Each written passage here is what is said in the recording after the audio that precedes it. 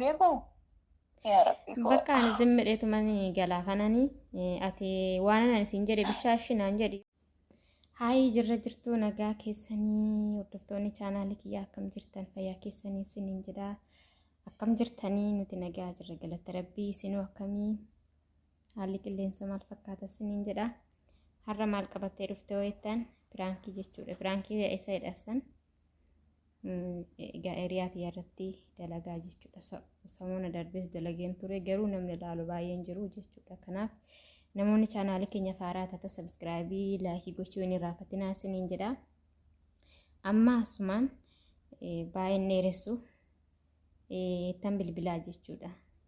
Itti bilbilee tanan maalan jedhaani ani biyya galuun barbaada maallaqa 60,000 ankaawuntii kootii irratti naa ergii birrii Itoophiyaa jechuudha. Naa ergii biyyan galuu barbaada hin jedha. Mee waan ishiin jettu wayin hin ergu jetti moo wayin lakkisiifan ergaa jetti moo wayin hojjedhu toonii booda galtaa jetti moo mee akkam jetti walumaan laalaa jechuudha. Yaani namni waliin haasa'ee hiriyaa jechuun qallaalee miti. Kan gaafa rakkoo si wajjin rakkate kan gaafa dhibboo si wajjin dhiphatte jechuudha. Kanaaf ani immoo ishiin anaaf addaa jechuudha. Maaliif gadda abbaa kootii na wajjin gadditee jechuudha. Dhugaa rabbii waan isin dinqisiisu profaayiliin ishiitu suura kootirra jira jechuudha. Hinnaannanii waggaa abbaan kun jalaa boqatu baay'ee cinqamee jechuudha. Ishiidha jechuudha. An bilbilee toonii irraanfadhu homaa miti kan waan godhe homaa gochuu hin danda'anii waaqa walitti hin bu'inii. Kan waaqa homaa rooroon qabu jettee toonii kan jajjabeessaa ture ishiidha jechuudha. Yaani hin jiran ijoolleenis jechuudha. Garuu ishiin immoo addaa ibsurumaa jechuudha. Kanaaf waan ishiin jettu walumaan laalla jechuudha. Asumaan hiriyoonni ijoolleen gaaddanyoonni keessanis hagam akkasin jaalatan hagam akkasin yaadan asumaan hubattu jechuudha. Kanaaf ittan bilbilaa yoo kaasuu baatte viidiyoo cufee booda walitti deebinaa jechuudha. Tan bilbilaa jechuudha amma karaa himu. Profaayiliin kiyyaa profaayiliin ishii profaayilii kiyyaa jechuudha dhugaa rabbii. Halloo. Halloo. Halloo. Asni. Hello. Wayye. Akkam jirti? Irraftee irriba keessa jirtaa? Jirta. Jira galata rabbii. Irraftee? Akkam nagadeen? Irra dhugaa reefuma dhufee beektaa? Wayii irriba keessa si baannese dhugaa Sagaleen rabbii. kee waan sagalee. Laa ka'een jira bee rafeen jiru yaadan ciisa sa'aatii kanaan isaatti rafanii. Isaa jedheen dadhabee dhufee reefu gadi ciise beektaa akkamati? Jira dhugaa rabbii asni. Irraaf yaaduwwan ciise. Akkam maal tura? Homtuu hin jiru asni. Nagumaani? Naan rafadhe waa bilbilaan? Maasilaa qofan bilbilteeteeti. Jechuun ati naa bilbilaan jechuun bakka asmaa. Yoo bilbilaan iyyuu hin kaastu jedheen. Har'a ajumaaf asii Jirta barbaade. kaa? Hin jira asni akkam nagaa kee. Sagalee kee ol fuudhimee nagaamu. Qoy sagalee itti dabala. Ayyeetti dabala. Eessa jirtaa? Bakkuma hojii jirtaa? Bakka hojiin jira. Dhugaa. Sagaleen kun nagaamu.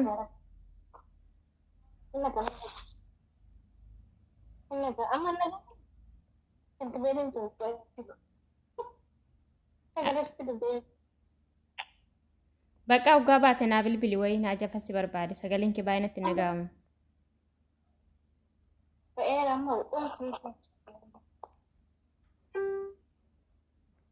Cuftee jechuudha. Sagaleen ishii baay'een nagahamu. Amma hin bilbilte ofii ishiitiif jechuudha. Kanaaf mee waan ishiin jettu walumaan laallaa jechuudha. Irriba keessa ishii kaase. Walumaan laallaa. Deebisee bilbiluuf moo ni yaa bilbiluuf?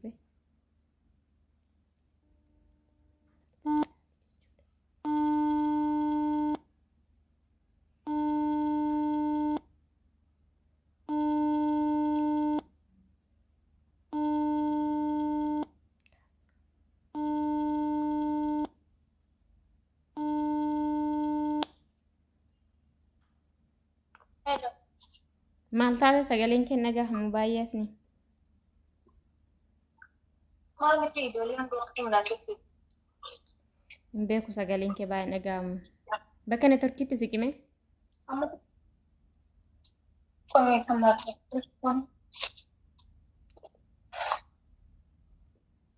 Eessi ani si bilbiloo kennatu Isheen haa bilbilimee deebisitooni. Neetworkiin ishii jeeqee jechuudha. Uf wareedhaaf jarjarte ishiinu maaliif naa bilbiltee itti qofoo naa bilbilte baay'ee jalaan kaasu. Sagalumaa naa somnaa jechuudha irra caala. Uf waree muddame. Akkuma ana waree jaalatte.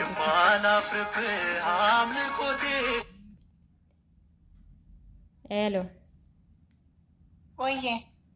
Maali asni sagaleen kee nagahamu? Ammas moo? Amma kinoo nagahama sirriitti. Ayyee akkam nagaa keeti? Jiraani galata waaqayyo akkameeti? Jirra galata rabbii na rifadha rabbii yaa rabbi rifaatuudha masqaliin irraa gad bu'e. Maal rifatta? Maal nagumaan isin barbaade naan jette. Maalin beekaa bismaan lapheen xibbineetti. Eree. Yaa rabbi bismaan mulle. Ani yaadumas si barbaade maali? Inde maal rifatta? Maalin beekee? Sanuu kaleeffaa gurrina nyaata maaltu jira ijoollee dhugaa eenyu fa sagalee qaba jechaan jira. Sistariidhaan moo qabee galgala naa bilbiltee natti tana caannacce. Naa kanarraa fi nagaa kee dhakaati. Jirra galata rabbii akkamatti jabaattee micoota akka jalan jira beektaa beerutii micoon hoyii namaan ol loltee galtee micoo ganna jedhan takka godda yeroo hundaa mana ishiin naqa dabadabamtee mana bakka ishiin dhaggeeffachaa jira beektaa. Waaqayyoon ishee Micoo ganna jedhamtu tokko. Akkam beekti xiqqoo ani waa xiqqoota akkasii mari'adha jedhee tanaan asni. Maal inni eessatti yabadeeni? Yaani yoo dandeesse hin danda'u jettaa yoo dadhabe yoo dandeeche nan danda'a jettaa jechuudha. Ayyee. Rakkoon qabu natti. Kanaaf biyyan gala jedhee tananii. Amma immoo. Maaliif eessu? Saatii kanaa moo xinnoon hojiin hin jettu? Jechuun nagumaan eegni hin galtu? Bakka biyyuman gala jedhee tananii ani faazarii kootis dhabee bakka sirumaa jireenya naa toluu didee dabbaramee biyyan gala jedhee tananii waasi gaafadha jedhee tananii. Yaa rabbii. Niitiin maal sin jetti? Maa dhingiree wanti hin jedhu. Wanna danda'u ta'e rakkoon qabu dhugaa rabbii ni kara keeti. Rabbeeti. Dhugaa rabbii. Kanaaf isheen niitiin tikkeetti siif hamuuraa galee yaan jette kaa. Rabbi dhimee. Dhugaa. Waati warra biyyaatiin mari'atteen faakkaa galtuudhaan namna beeku. Yaa rabbii. Bakka ani zimmidheetu mani galaafananii ati waan ani siin jedhe bishaashinaan jedhi yookaan immoo hin bi'e maali akka namni. Jechuun yoo danda'e koo mateecha kontiraata yooganaa fixaamati baay'ee finne jechuun xinnoo ta'echi bayyanattee rifaatuu kanarra dabarfattee dasnee dhaabitta malee ani waan hin dandeenye godha rakkoon qabani. Ani amma dura rifaatu jechuun dura waa si gaafadhe yoom sitti mee ganaa hojjedhu annaan jettu. Natti bishii. Amma ani harri sanyoodha miti. Roobii galgalaan bararaa jechuudha. Roobii galgalaan galaa. Badi kaa'ee yaa rabbi. Boroo malee iftaan jechaadha. Yaa rabbi na baasi. Ban. Kanaaf yoo qabaatte. Maaliif? Waa xiqqoo yoo qabaatte yoo birrii xiqqoo qabaatte birrii Itoophiyaa 60 akaawuntii kootii irratti naa galchi. Kana bichaa si gaafadha. Ani waa biraati miti. 60. Qoomee niitiin gaafadha kaasuu wanjaa kana naan kennini. Inti ani immoo boru nuu naa galchitiin barbaade kaaftaan deemaa miti. Anti akkanaa birrii arra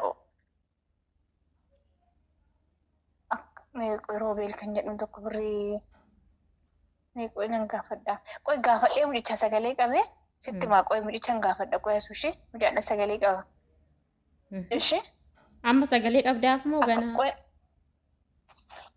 amman qabaa fi kan yoomitti anna qabatte Ani boruutti yoo ta'e roobitti boru naa galchitaa roobitti akkana borutti qaqqabu. Ijoolleen Itoophiyaadhaa qoe tikkeetti naa mursiisanii isaaniif achitti isaanii akkan kennuuf. asii beeruuti sii kutuun intini ol loltanii asuu La waliin lolle ati amma waa hundaafuu naa galchita moo naan galchitu bakka asuma bichaa natti himi. qoe nan gaafadhee sagalee qabeessii ergame mucichan gaafadha ishee Amma sagalee qabdaa moo amma nan qabaaf waasaap irratti mucaan birrii irraa qabu roobeel kan jedhamu tokko hin jira meeqa irraa qabda sarara? birrii 2,000 Riyaalamu? 2,000 asitti meeqata kan asitti jechaadha Meeqa ta'a? 60,000 san hin ga'a? 60 hin gaame ittan dabalaaf 300 harkaa qabaa yookiin immoo niitiin yoo naa kennite itti daballeessiifan kennaan jedhaan birrii niitiin naan kennine garuu damoosni kiyya dhumeera irra guyyaa 9 itti daballeessi siifan kennan jedhaan. Ishi kana hunda ofiin anaanaa kennite ofii keetii akkam taata harka duwwaatti haftaa? Rakkoon qaban hojii irra jira waan ta'eef. Rabbe. Qoya si nagumaanii garuu wanni nagumaan yoo ta'e rakkoon qaban ittanii maa rakkoon qabu nagumaan garuu nagaadha haa ta'u malee. Nagahuma rabbi nagahuma. Rabbe dhibee maarami.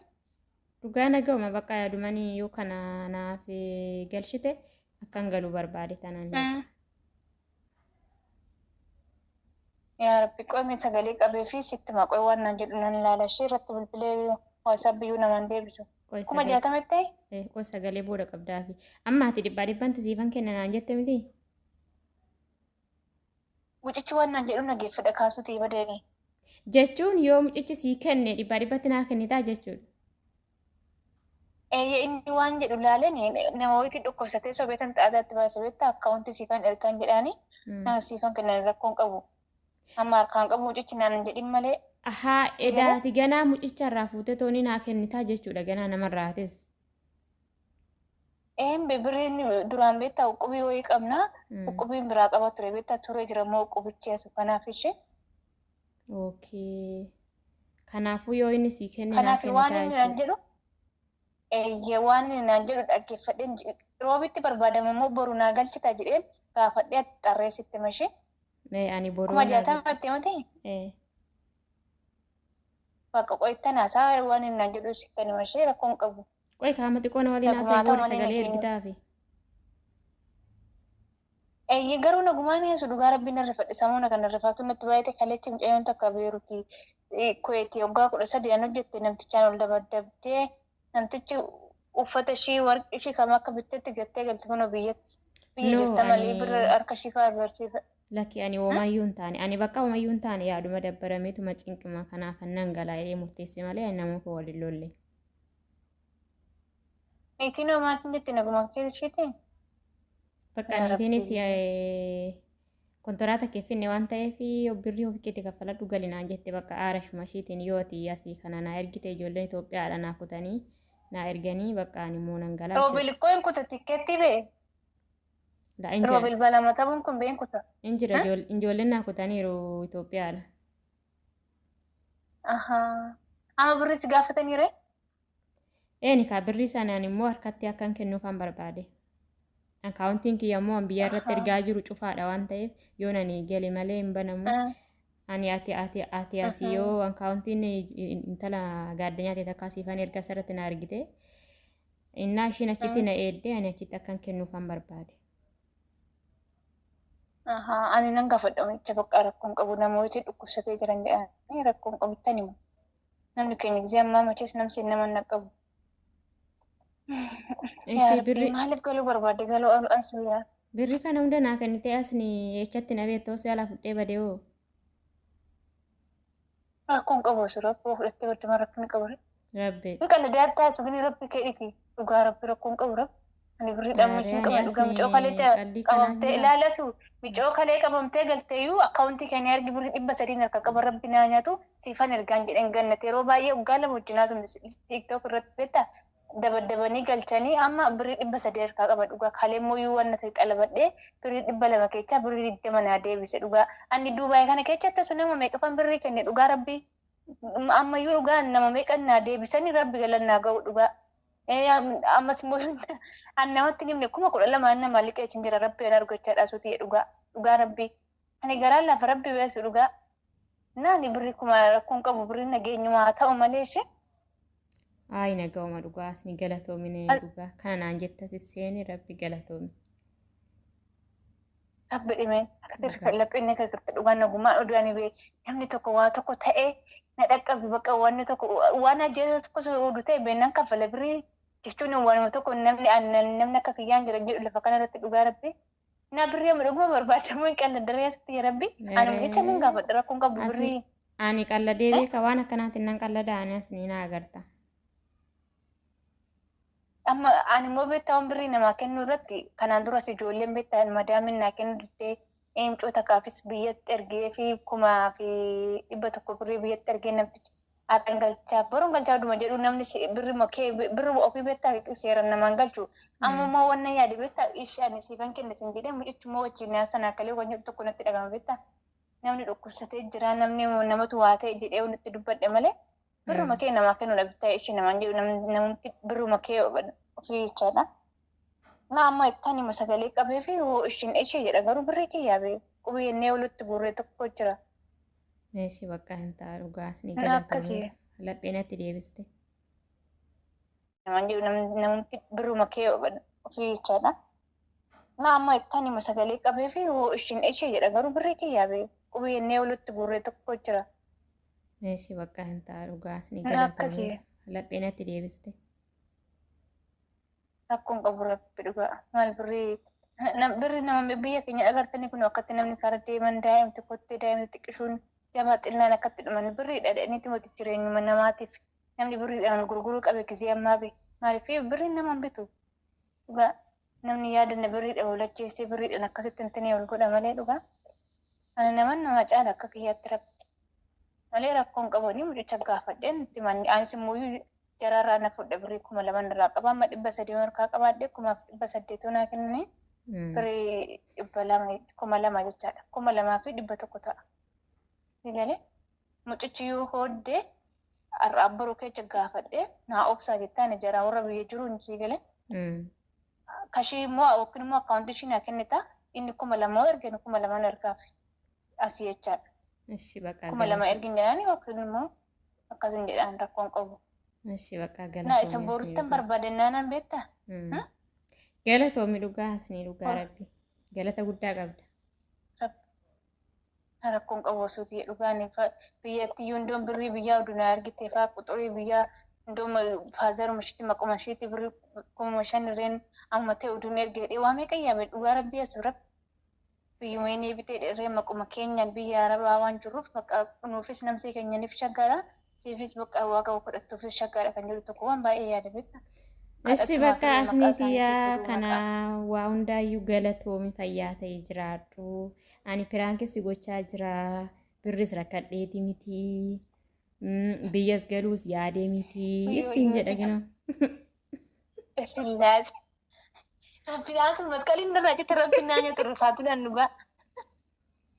Inna kanaaf yuutuubii kee liinkii isaa siifan ergaa. YouTube kee jalatti ilaalta jechuudha. Beetis akkanatti godheen tureeyyuu beeti garuu akkanaanii miti waa biraatiin ani ishii godhe. Innaa galatoome dhugaa isiniin. Rabbi asuu dhugaa rabbi kitti rifadhe bakeettaasi. Rakkoon qabu rabbi asuu biyya rabbi. Sheernaa godhime TikTokdhaan tiimuu keeshee asuu. Kanaaf biraankee taatee jirta jechuudha. Deebiseessi bilbila viidiyoon na jalaa dheeratee ishii. Ayyee bakka ayyee.